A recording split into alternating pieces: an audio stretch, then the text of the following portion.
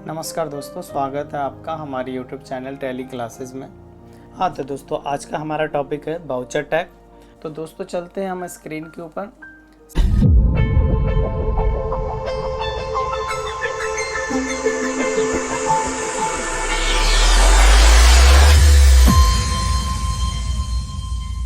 Voucher tag में basically हम क्या करते हैं कि जब कोई हम सेल बिल बनाते हैं तो आपने देखा होगा कि सेल बिल बनाते वक्त जैसे कि मैं वाउचर में चला गया और वाउचर में जाने के बाद यहाँ पे F8 आ रहा है। अगर यहाँ पे नहीं आता है F8 से सेल्स का ऑप्शन, तो आपको क्या करना है, इस वाले ऑप्शन पे जाकर के यहाँ ऐसे F8 कर लेना है। और यहाँ पे जाने के बाद मैं आपको दो तरीके से इनवॉइस बनाने का कोशिश करता हूँ ताकि आपको थोड़ा सा ना डिफरेंस लगे कि वाउचर टाइप में और सिंपल तरीके से बिल बनाने में क्या अंतर है। तो बेसिकली अभी जो हम लोग बिल बना रहे हैं वो सिंपल तरीके से बनाते हैं, जैसे कि बाय डिफ़ॉल्ट होता है F8 से सेल्स वाले ऑप्शन। इवन सिर्फ सेल्स में ही ये चीज़ें वर्क नहीं करता है, ये सभी वाउचर्स के लिए वर्क करता है। बेसिकली वाउचर्स को आप पहले से एक कस्टमाइज कर देते हैं। कस्टमाइज में आप अपने तरीके से उसको कस्टमाइज करते हैं, जिससे सही ज़्यादातर रहता है, एरर की चांसेस बहुत ही कम रहता है।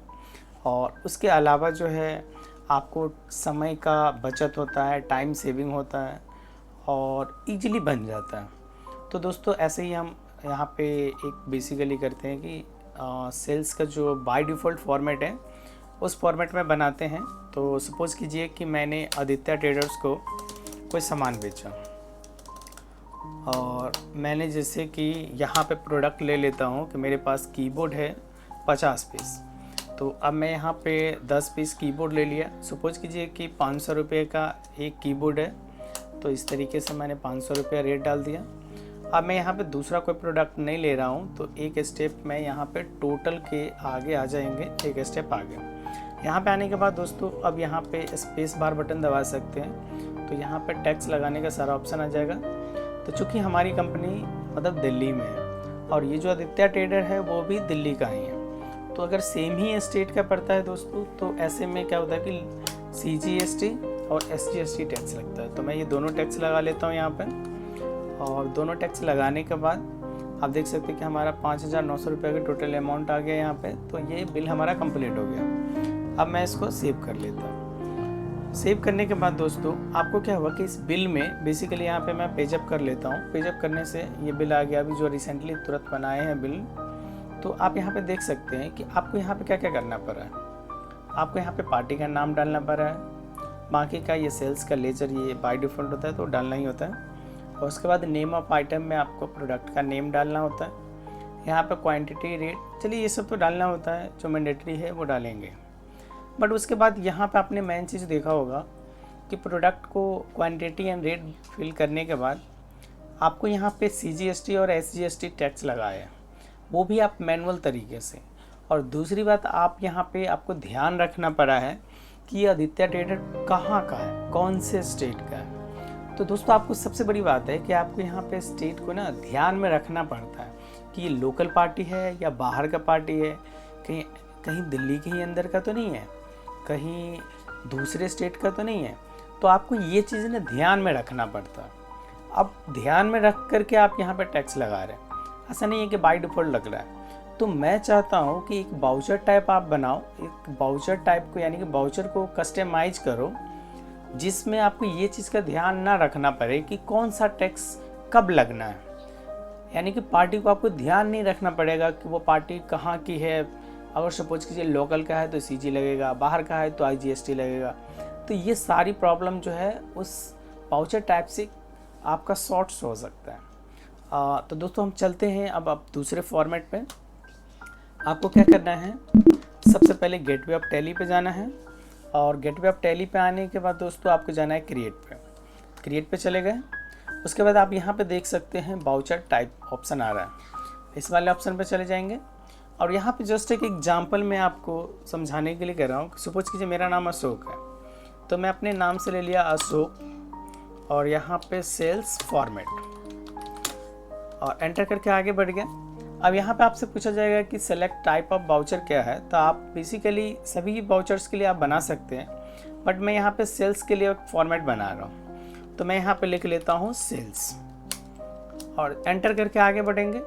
अब यहाँ पे मेथड ऑफ वाउचर नंबरिंग का ऑप्शन है, तो यहाँ पे ये तीन टाइप्स के नंबर दिए हुए हैं।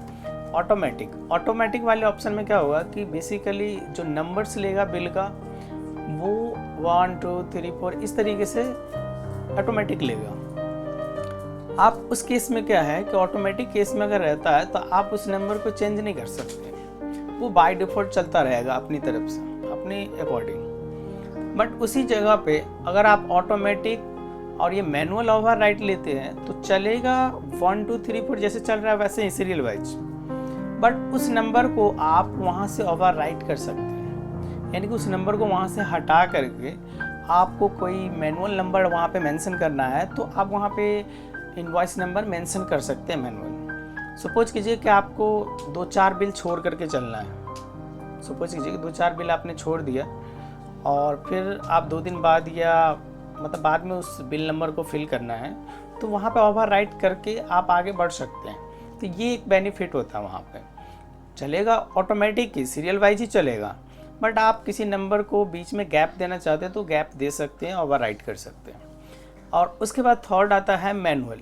तो मैनुअल वाले ऑप्शन में क्या होता है कि आपको जो भी नंबर है वो सभी नंबर को खुद से मेंशन करना पड़ेगा, 1 के बाद 2 के बाद 3, आपको वो हर नंबर को ध्यान में रख करके कि अपने लास्ट बिल कितना नंबर बनाया है उसके बाद का नंबर आपको डालना है, तो ये मैनुअल में हो जाता है।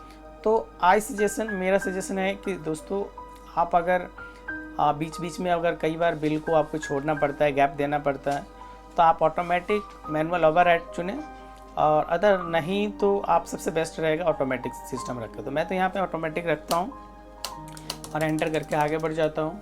और आगे बढ़ने के बाद दोस्तों यहाँ से थोड़ा सा आगे बढ़ेंगे तो नेम ऑफ क्लास है। अब नेम ऑफ क्लास में आप चाहे तो सेम नेम रख सकते हैं या फिर सिंपल कोई सेल्स के नाम से रख सकते हैं, जैसे मैं रख लेता हूँ अशोक सेल्स और एंटर करके आगे बढ़ जाता हूँ। अब यहाँ पे आपको दोनों साइड एंड ऑफ लिस्ट करना है और यहाँ पे सेल्स अकाउंट का ऑप्शन आएगा, तो यहाँ पे ये 100% रखेंगे। अब दोस्तों यहाँ पे जो टैक्स लग रहा है वो सारे आपको लेजर्स यहाँ पे मेंशन करना है, जैसे कि मैं यहाँ पे CGST मेंशन कर देता हूँ, SGST मेंशन कर देता हूँ एंड IGST मेंशन कर देता हूँ। एक लास्ट ऑप्शन और ऐड ऑन करता हूँ, जैसे कि राउंड ऑफ। कई बार इनवॉइस में क्या होता है कि सपोज कीजिए 10,075 पैसे का बिल है, तो आप जानते हैं कि दोस्तों 10,075 पैसे अगर कोई पर्सन कैश दे रहा है, कस्टमर कैश दे रहा है आपको, तो 75 पैसा ऐसे केस में कैसे देगा? 10,000 तो दे देगा, बट वो 75 पैसे अमाउंट कैसे देगा? तो उस अमाउंट को या तो उसमें 25 पैसा ऐड करके 10,001 रुपया में आप कन्वर्ट करें, या फिर आप उस 75 पैसे को वहाँ से माइनस करेंगे।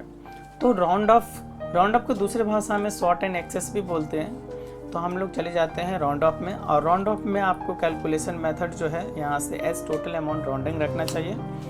और यहाँ पे 3 ऑप्शन आता है राउंडिंग मेथड का। तो राउंडिंग मेथड 3 ऑप्शन क्या होता है, एक डाउनवर्ड राउंडिंग होता है, नॉर्मल राउंडिंग होता है और अपवर्ड राउंडिंग होता है। ये तीनों राउंडिंग का अपना अपना काम है। जैसे कि डाउनवर्ड राउंडिंग अगर आप चुनते हैं तो होगा क्या कि 10,000 जैसे 75 पैसा मैंने बोला है, तो उस 10,075 पैसा में से वो हमेशा 75 पैसा को माइनस कर देगा, चाहे वो 99 पैसा भी रहेगा तो उस डेसिमल अमाउंट को 99 पैसे को माइनस कर देगा।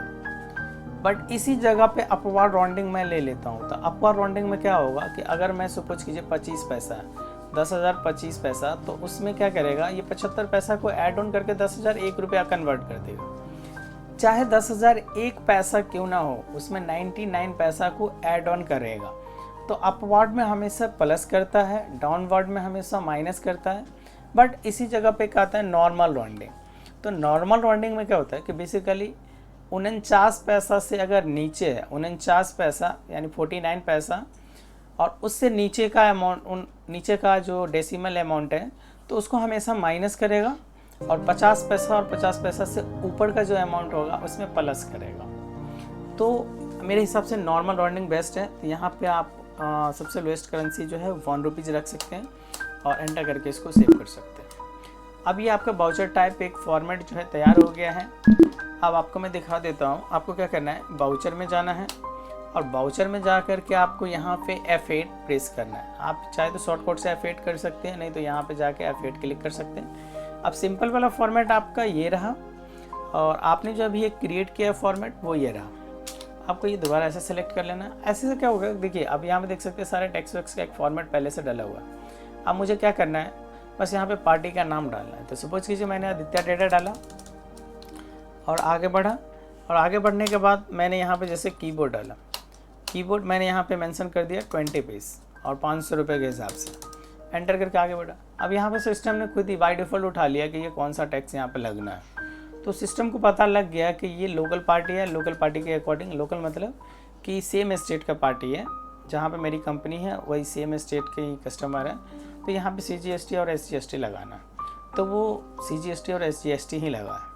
अभी मेरा बिल कंप्लीट हो गया। यहाँ पे मुझे ना ये चीज़ को ध्यान में नहीं रखना पड़ता कि कौन सी पार्टी कहाँ का है। बस मुझे पार्टी का नाम डालना है, प्रोडक्ट नेम डालना है, क्वांटिटी एंड रेट डालना है, देन सेव कर देना, और इस तरीके से मेरा बिल जो है बन गया। अब दोस्तों यहाँ पे एक क्वेश्चन और था, जैसे कि आप देख सकते हैं कि यहाँ पे सारे टैक्स दिए हुए हैं, CG, SG, IG सारे दिए हुए हैं। तो क्या मैं प्रिंट करूँगा तो प्रिंट में ये IG भी प्रिंट होगा? तो ऐसा बिल्कुल नहीं है दोस्तों। जब आप प्रिंटिंग करेंगे तो जिसके ऊपर जौन सा अमाउंट आया सिर्फ वही प्रिंट में शो करेगा, बाकी चीज़ें बाय डिफ़ॉल्ट वो रिमूव हो जाएगा, नहीं आएगा। जिससे मैं अभी जस्ट रिसेंटली बिल बनाया, उसको मैं पेजअप किया हूँ। अब आप इसको प्रिंट करके देख सकते हैं। प्रीव्यू में मैं चला जाता हूँ और यहाँ पे जाकर के आप देख सकते हैं दोस्तों कि इस तरीके से टैक्स इनवॉइस आ गया। और आप यहाँ पे देख सकते हैं कि आपके जो प्रिंटिंग में आया है वो सिर्फ CGST SGST है, यहाँ पे IGST और राउंड ऑफ वाला ऑप्शन नहीं आया। तो इस तरीके से आप बाउचर टैग बना सकते हैं। तो दोस्तों कैसा लगा वीडियो? तो दोस्तों चैनल को सब्सक्राइब करना न भूलें और बेल आइकन को दबाएं, ताकि हर नई वीडियो की नोटिफिकेशन सबसे पहले आपको मिले। और इसी तरह का वीडियो मैं लाते रहूँगा। और आपका मोटिवेशन और आपका प्यार के लिए धन्यवाद। जय हिंद, जय भारत।